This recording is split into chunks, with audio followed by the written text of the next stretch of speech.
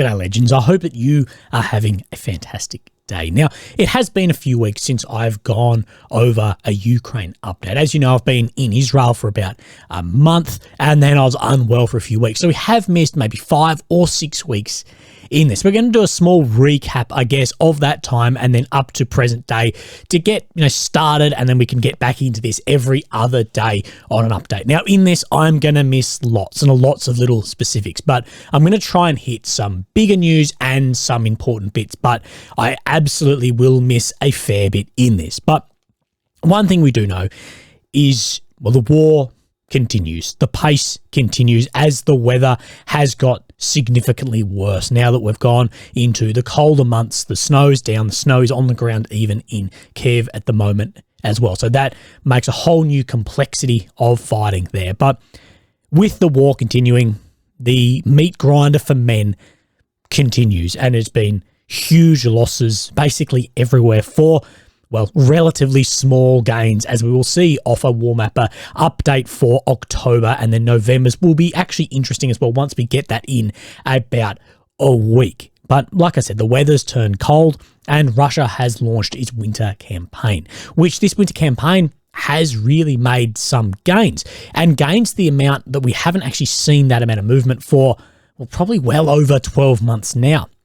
And that is including that amount of movement in Ukraine's really hyped up spring into summer offensive. And we're not sure how that has actually been really said. Is that completely over? Is it now defensive for Ukraine? We know Ukraine's long awaited, really hyped up, trailers released offensive wasn't all that people hoped that it would be. Now, was it a failure? Well, if you look at the amount of ground taken, then yes, although there may be some lessons learned out of that for an offensive that's looking to be looming for next year, maybe the year after, as officials worldwide on the pro-Ukraine side are talking about 24, 25, 26 of this war. And we're going to talk about time in a little while and how this is being used for the effect in the war also. But these offensive, both Ukraine's one and now the Russian winter one we see now, these come at a huge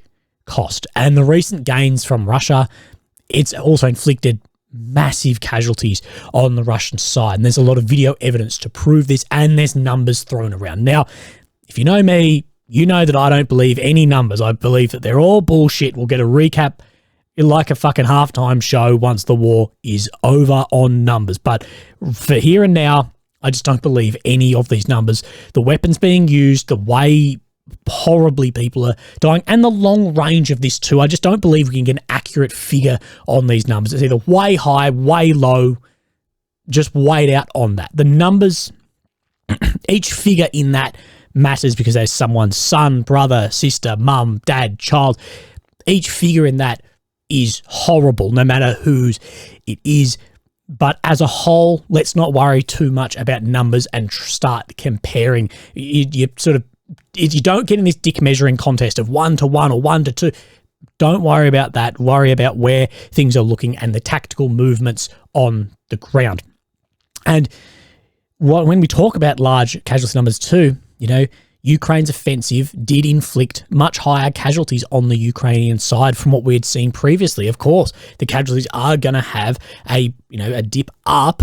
Dip up, that's the wrong word, but they're going to increase as you go on offensive actions and back down. And we don't know what the true effect of those offensive actions for those number of months actually had on Ukraine. We know that Ukraine keeps its cards being casualties very, very close to their chest. But one of the big losses in that offensive operation too was not just the casualties, but also the effect on public confidence and public perception in further offensive actions and the likelihood of returning much of this ground, including Crimea, Donetsk, Luhansk as well. We're going to talk about some ground that has been taken, which hasn't been taken since 2014 as well. But with this public perception, many are saying, including the Slovakian Prime Minister, that this has become a, quote, frozen conflict. Now, there are also people that do disagree with this, but seeing month after month of 0.01% gains does give evidence to this train of thought. And I put myself in that basket too, that neither Russia or Ukraine is showing this year neither side has shown that they have the ability militarily to take to their complete goals of this. I don't believe that Russia has the military ability to seize and hold the amount of ground that they would like. And I also don't believe that Ukraine has the ability to seize and hold back to their 1991 borders. I just don't believe either side currently has the military power and the manpower to actually do this. Now, diplomatic things, well, we know that that's sort of gone out the window, but it's always going to be there. We're just not sure how this is going to go. No one has a bloody crystal ball. But let's go over a few bits and pieces we've seen. So Ukraine finally got its request of attacker munitions for the HIMARS systems. Now, this it's sort of been rumoured a lot before it, but the first time we actually knew that Ukraine then had these was an attack on a airfield in the south that was home to many of Russia's Kar-52 helicopters, and they fell victim to these munitions being taken out. And this posed a new threat for these helicopters that were absolutely feared on the battlefield and did have a large effect, these attack helicopters. Now, people just throw everything that, no matter what they've got sucks. Those helicopters were having a big effect, and these attackers did, level the playing field there a little bit, having to push them further away of those munitions, the clusters coming down. So, as well, Ukraine have shown that they have increased control over the Black Sea. Now, we've seen a number of attacks in the Black Sea really this year of these suicide drone boats. We've actually seen one of those washed up as well in Russian territory, I believe, as well as now that they've got Storm Shadow Scalp missiles, we're seeing more attacks successful attacks in around Crimea and in the Black Sea. And of course, those drone boats further into the Black Sea as well. While I've been away, that Ukrainian forces did strike the Zaliv shipbuilding yard in Crimea with cruise missiles, and Zelensky announced 2 days later that a Karakurt class corvette, the Ashkold, had been destroyed. So we're talking, let's have a look. This is, of course, Ukraine. The red areas is areas Russia have got since the full invasion on 2022, and the purple that they held since 14. Of course, this is Kiev here. We have Romania, Poland, Belarus, and Russia around here. I've missed doing that. I haven't done that in a while. Now, down in here, this is where we then see where these shipyards are, and I believe it's probably not going to show up on the map for me, but I've got it open over here. It's just around in here somewhere. I'm probably just missing where I'm seeing it. You guys probably saw it on there, but it's around in there where we have seen that. Now, I talked a little bit about some of what Ukraine has. Well, Russia has introduced a new Lancet drone. Now, we do know the Lancet drone was a big item on the battlefield, hadn't had a lot of success. Now, this new Lancet, it has appeared to have some swarm tactics, as well as what I'm being told both privately and what I'm seeing online, as it has some sort of automated targeting system as well. And there was a video released of this by Aeroscan showing the Lancet. Now, a lot of this is CGI, as well as, I believe, some real footage in here as well. So let's have a quick watch then of this. You can tell what is bloody CGI, although some propaganda pages will try and you see some of this CGI shit, whether it's from video games, PlayStation, whatever, and people trying to pass it off. And it, there has been official pages accidentally maybe not reshare some of that also. But here we go, swarm tactics. As we know, sorry, I'm going to be a dick and keep bloody stopping this. As we know, that is the next evolution of drones, is to have them in swarms. Now, drones, I was talking with a mate, actually had breakfast with a special forces mate of mine this morning, and he got out a while back, but he was talking about, he's like, I'm so glad that I wasn't operating while drones were a thing. They scared the shit out of me. He's like, I was only worried about some dude shooting me. And we were chatting about that, and it's like, yeah, drones have changed warfare absolutely forever. As you know, I've had a few run-ins with drones, and there's not much you can really do. Now, the next logical explanation in that is then a swarm. So it's even harder to counter them, to miss them, to dodge them. Dip, dive, duck, dip, and dodge. It's even bloody harder. It's going to be unbelievable, and as well as multiple strikes here. But this is said to be the new Lancet drone.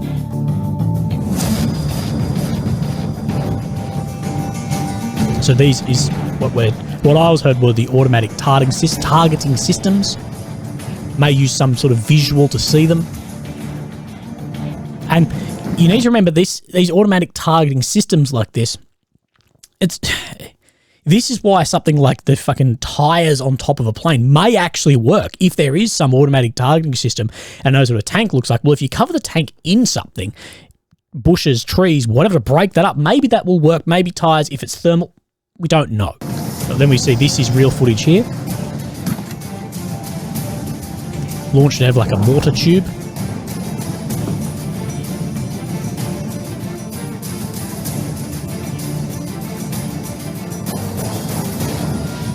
Dramatic music for effect. Similar to like how a Switchblade is launched. I was trying to think of that name the entire time then. Switchblade's a good name, unlike Storm Shadow. People know I hate it. People get triggered.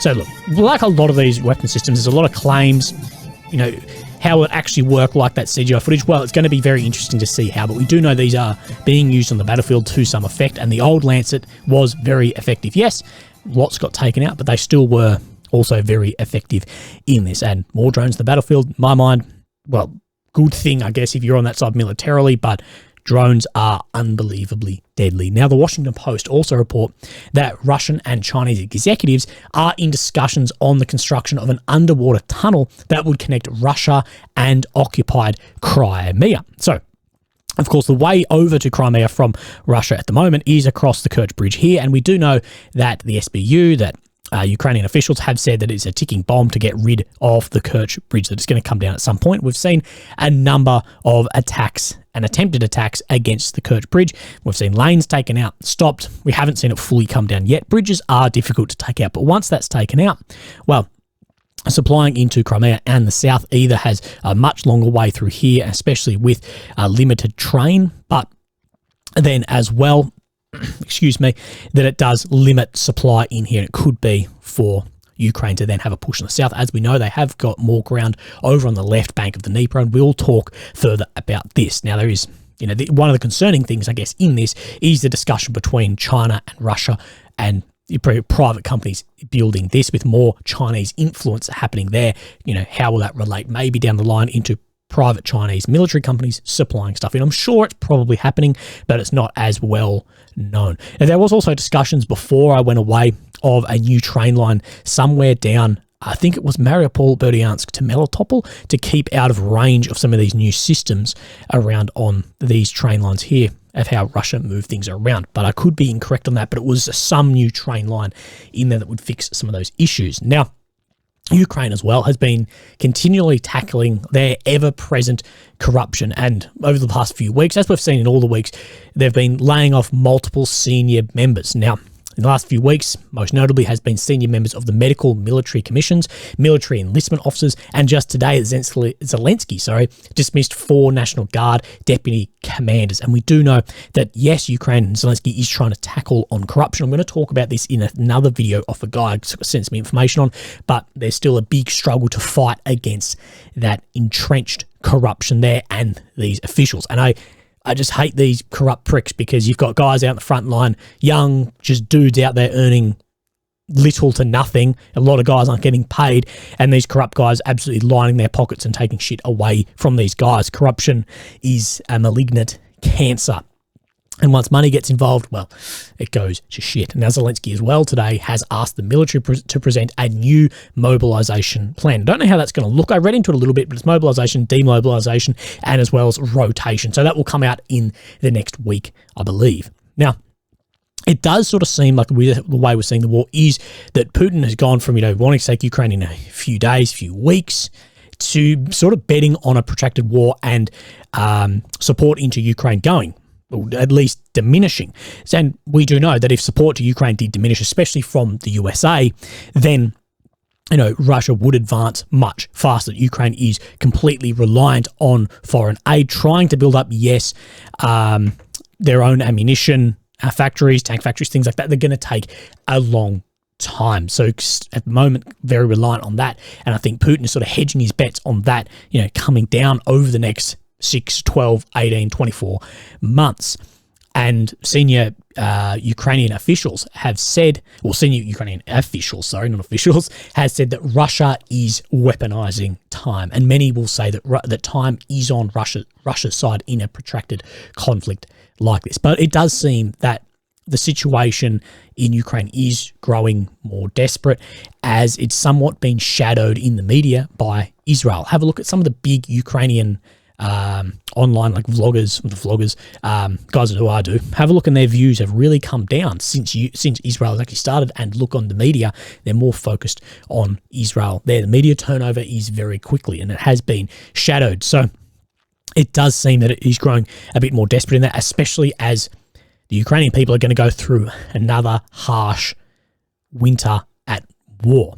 As well, we know that Iran has supplied Russia with drones, guided aerial bombs, and artillery ammunition. But in particular, the drones had a very big effect on the battlefield. Well, only on this week, White House spokesman John Kirby said on Tuesday, Iran may be preparing to go a step further in its support for Russia. That we are concerned that Iran is considering providing Russia with ballistic missiles now for use in Ukraine. And we do know that Russia has had success both in not only hitting targets, but perception of these cruise missiles, these ballistic long-range missiles across Ukraine as well. And the early reports, well over a year, 18 months ago now, that Russia is almost out of missiles. We know that's untrue because they've continually still fired them in. Although that corvette ship that Ukraine did take out was a Caliber cruise missile carrier that was being built. Now, it's going to take a while because we're going to go over the maps. But here we have, I just want to show this photograph here that a Ukrainian official page released of just the amount of snow. So let's have a look over the MOD, and then we'll get into the map. So intel update: Russian forces in Ukraine continue to suffer mass casualties from Ukrainian long-range precision strikes well behind the front line. On the 10th of November 23, likely over 70 Russian troops were killed in a strike on a convoy of trucks 23 kilometers behind the front line in the village of Haledkivka in the Kherson Oblast. Subsequently, on the 19th of November 23, a strike on Russian troops attending an award ceremony or concert in Kamachov, 60 kilometers inside Russian-controlled territory, likely caused tens of casualties. Ukraine has also suffered similar incidents. A Russian ballistic missile killed 19 members of Ukraine's 128th Separate Mountain Assault Brigade at a medal ceremony on the 3rd of November 23. This was a terrible incident here and a huge OPSEC breach that happened in that of this medal ceremony being held. Russia saw it. There's multiple drone footage of this, and then a ballistic missile then striking that. Deployed soldiers are typically well aware of the ranges of their adversaries' weapon systems. However, faced with the reality of very long combat deployments, commanders face an acute dilemma. They must balance the best practice of keeping the troops dispersed and less vulnerable to strikes, and the day-to-day requirement to gather units together to conduct administration and maintain morale. So, I'm basically saying that, you don't want to ever have, you need to know how far your weapon, what the standoff is, how far your enemy can actually fire, and try and reduce, big collective, audiences in that for whatever purpose. But of course, it comes together, convoys, ceremonies, whatever in that. And that becomes, of course, then a huge target as well. So let's have a look over the map and have a look at some interesting things. So we're mainly going to go up and down and look at the movements made. As you'll see, Russia has made a fair bit of movement in about the last month. Now, Kherson Oblast. Now, one thing I will say, Deep State Map does a shocking job at actually tracking the Dnipro left bank down at Kherson. For a pro-Ukrainian map, don't do a good job over here. Now, what we're going to have to do is, we're back on the 8th of October, and we're just going to scroll forward through. I was hoping this was already loaded for me. But what we're going to do is we're going to see then this Ukrainian advance and control over more territory starting. So here with the 18th of October, of course, the grey zone here as well, claimed Russian-held grey zone, and then, of course, Russian-controlled ground that we do see Ukraine starting an advancement through here. And you will see that this, I believe, on this map increase, as we did see most prominently, actually, we saw that armor had actually crossed the Dnipro River as well, which is a very interesting escalation in this particular area. It's going to be very boring as I go through this, but we will do it faster. So then we do see that then more of this turned into grey zone, as we saw that Ukraine had more ability to cross into this side. Now, has there been any massive push through here? Not really, but it is interesting to see those first vehicles starting to cross here and have some effect on the Russian occupation here as well. So let's have a look here. We sort of start seeing that Ukraine has created then this bridgehead. They've actually got more of a foothold in and around here, as well as taking more of the Russian controlled areas.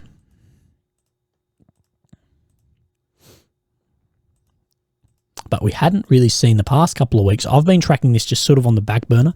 We haven't seen too much more from there in the past few weeks. So no, not too much more. But it is interesting to see how that has then gone. So, and we haven't had any change up across the left bank of the Dnipro. Of course, is where the nuclear power plant is. That hasn't melted down, although we had warnings that it was imminent at the time. Now, we're also going to go over some Syriac maps as well in this, and congratulations, Surak. I think he hit, was it 8 or 18,000? He posted a woohoo thing, so good on him. Follow him on Twitter and Telegram and stuff as well.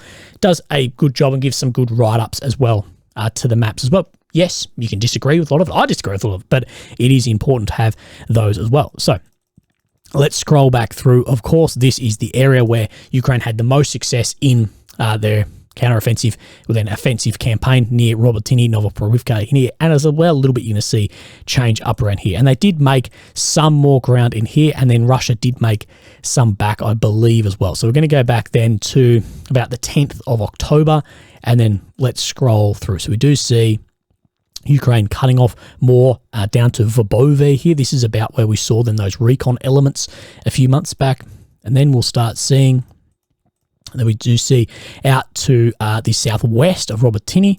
Ukraine made some more territory and then starts cutting down into Verbove here earlier this month. And just there we see up near Lobkovy as well, Ukraine made some more ground. Oh, sorry, Russia made some more ground. And then this is where we see that Russia made more ground on the 17th to the 18th of this month, as well as we believe having some more control down to the southwest of Robotyne. And then that has remained basically the same since then. Now, we're not going to look up and down every single area here, as a lot of this has stayed very similar, not much different. We're going to look on some major bits and pieces. If you do know, Russia did take some more in Mariinka here as well. But we're going to just talk about some major changes and things that have happened here. Now, the main one that everyone's probably waiting for is Avdiivka. Now, Avdiivka for a long time has looked very similar to Bakhmut, but not too much change. We've seen down near Pitny here, sort of back and forward. And one thing that we have seen over the past month is Russia has made a lot of ground in Avdiivka. Now, when I say a lot, we need to talk relative, that, you know, not much ground has been taken for a long time in Ukraine, by Ukraine or by Russia. So when we see moves like this, we relative have to say that it is a lot, but are putting more control in here, and people were worried about a tactical encirclement here and a cut off, as there's been far more munitions being dropped in here. So let's have a look back to about, this is when we would have gone pretty much offline, as we saw then Hamas came into Israel on the 7th of October. So to the 7th, we did see Russia made some ground out near here, near Krasnohorivka.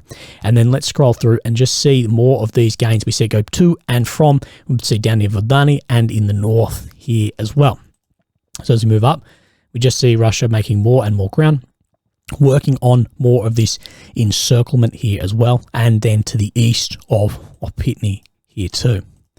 We do see that Ukraine did manage to stabilize some areas and draw Russia back in some bits, but then Russia does seem to have taken more and more in here. So you see, we will see here it go back and forward a little bit. And then as we're working through the month, we do see Russia closing up on that gap, making more ground in the east here near Avdiivka too. And we're going to talk about that more zoomed in using the Surak maps and what he says about this. And then we move up to then where it is today. So you can see, yes, there's been back and forward, but pretty much everywhere in the north, the south, the east, Russia has been squeezing down on Avdiivka and squeezing that tight. And we do know that this is a very strategic area with not many ways in and out. And this could turn into Bakhmut 2.0. So let's have a look over some things in this, as well as over a couple of days. So we have day 638. Now, today is 6:40, so some of this may be a day also old, but it doesn't matter. We're going over basically a whole month. So this is Avdiivka here. We're going to zoom in on the map so you guys can get a better idea of exactly where we're talking about. Now, this is what I'll typically call the funny intersection, where it's sort of this loop road here, these two going out.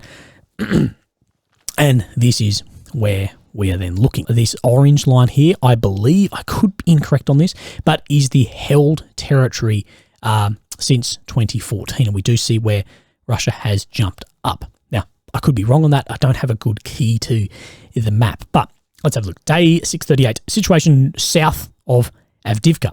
Russian army broke Ukrainian army defenses of 2014 and retook control over Donetsk filtration station.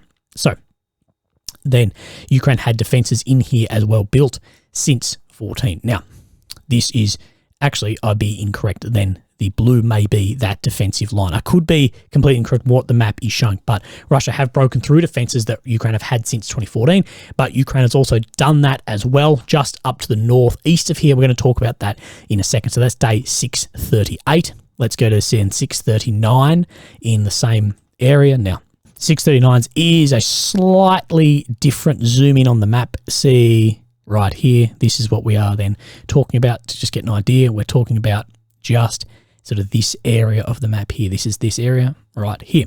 Situation south of Avdiivka. Despite entering in no man's land, area of a Russian army was unable to consolidate the control over the Donetsk filtration station, as Ukrainian army continue holding the defences along the H20 road adjacent to the station. Clashes between both sides continue there. So, of course, this is then the filtration station here.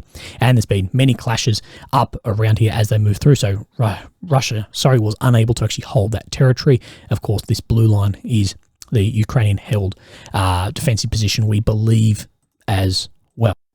And then let's read through Surak Maps updated this area, so south of Avdiivka. I haven't done one of these for a while. The breaking of the initial line of defence from the east means the opening of a new focus of pressure for the Ukrainian forces in Avdiivka. However, there is still a natural barrier to reach the urban area in addition to the defences around the H20 road. The surrounding forest is full of trenches and defences similar to those present in Vinogradniki, from where troops begin to approach the quarry adjacent from the Promka industrial plant, where attacks also continue. So what they're saying is, say, a natural barrier. So yes, see, like this is open ground here, but where the Russians are moving through to the west here, they're going through this forest area. Now, forest areas, very difficult to move through. Look at Kremenar, look at the Kremenar forest and how little movement we actually see up around there. So of course, full of trenches, full of mines, easy to target. They've held it for a long time. Things will be direct fired upon there too. So Russia will have a struggle moving through here, but it may be more of trying to close these gaps rather than move directly west, but they are making some ground there and maybe struggling to hold some ground in other areas as well. Now, somewhere we're going to talk about that's very, very interesting is the Pivdeni Shumi region. Of course, this is Avdiivka, so we're just moving to the north of there, and then, of course, this in here is Bakhmut. So then we're moving then to the south. So basically right in between Avdiivka and Bakhmut, we're talking Shumi and then the Pivdeni region in here. So this is what we're talking. I was slightly lost for a second. Now, what we have seen is Ukraine have got back and held territory that was held since 2014. So let's have a look here. So this is earlier this month. We're talking Shumi Pivdeni here. That the purple, of course, is territory held by Russia since 14. And then we start seeing that Ukraine has made marginal gains, significant gains into that territory and systems held by Russia for that past basically 10 years now. So that is a very interesting update there and puts a lot of pressure on other regions here as well. We do have a map update, I believe, over a few days of this same region by Surak Map. So day 629. So that would be right when this started. Situation on the Gorlorka front.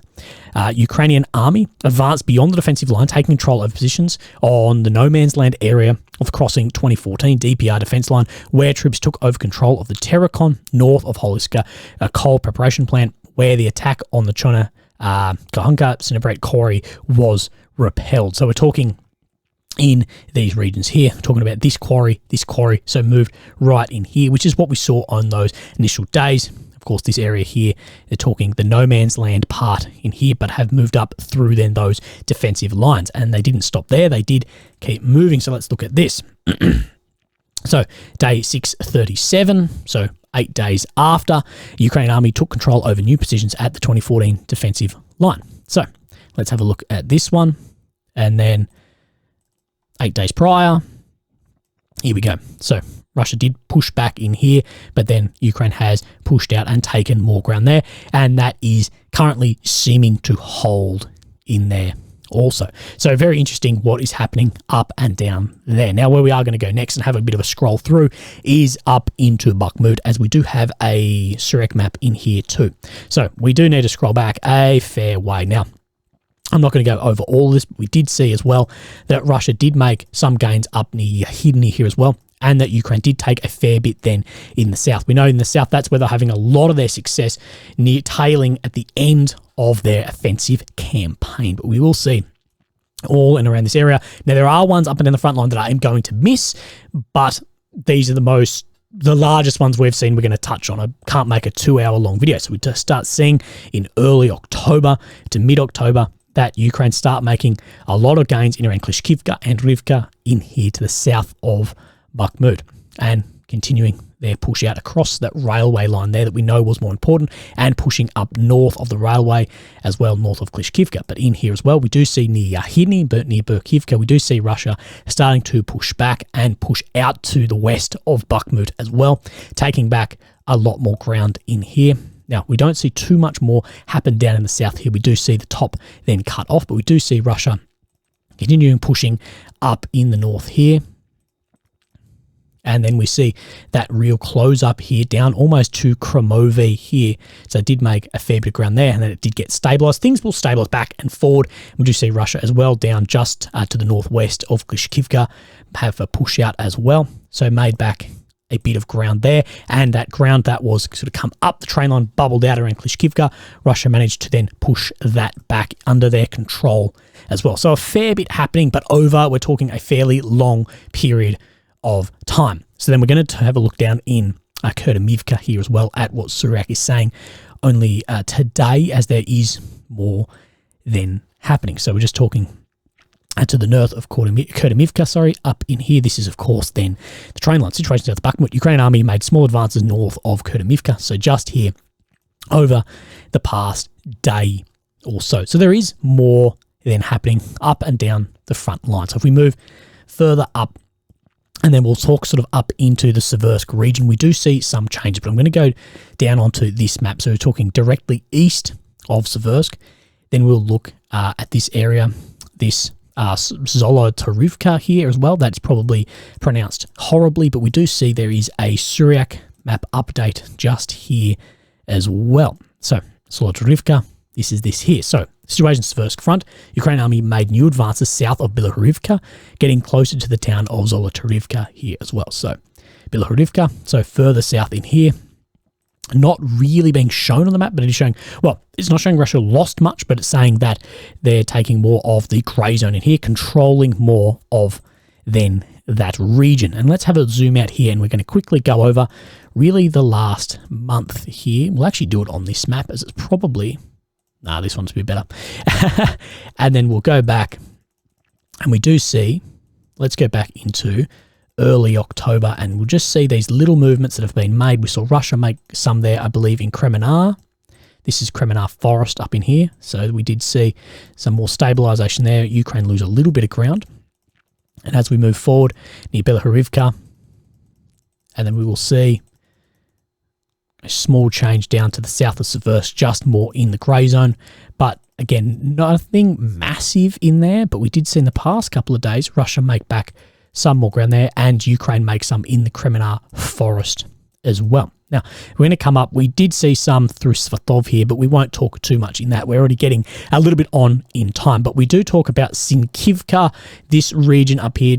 Russia was putting a lot of pressure down on Kupiansk. Now, we had 2 months ago people claiming Sinkivka came under Russian control. That is incorrect. But we do see, just in the past 36, 48 hours, that Ukraine did lose some ground to the west of Yahidny in here. But let's go right back and see what major shifts have been, if any, in here. So as we start getting into then early October, we do see that Russia did make a fair bit of ground in here. Of course, this is about where I left you last time. And let's come forward.